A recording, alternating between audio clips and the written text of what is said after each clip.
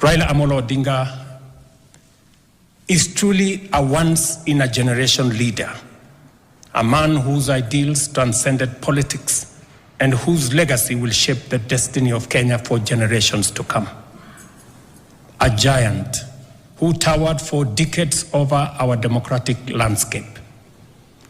He was a colossus of Kenya's modern politics, an indomitable warrior in our struggle for freedom and prosperity, and a statesman of boundless selflessness.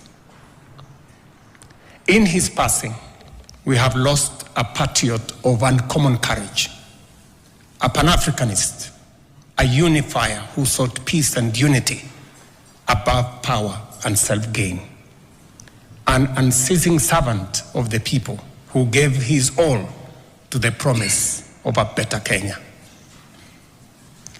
On behalf of a grateful nation, I extend my deepest condolences to Mama Ida, his children, Rosemary, Raila Jr., and Winnie, the entire Odinga family, led by my brother Oburu Oginga, to the leadership and members of Orange Democratic Movement, and to all Kenyans who share in this immense and immeasurable loss.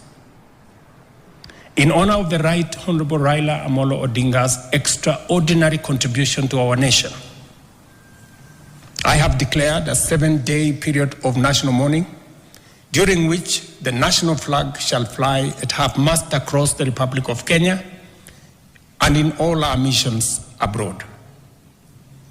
As a mark of respect, I have postponed all my public engagements for the coming days, and I ask all other public servants and leaders to do the same so that we can join the nation in this period of mourning and deep reflection. Our former Prime Minister, Raila Amolo Odinga, shall be accorded a state funeral with all attendant honors.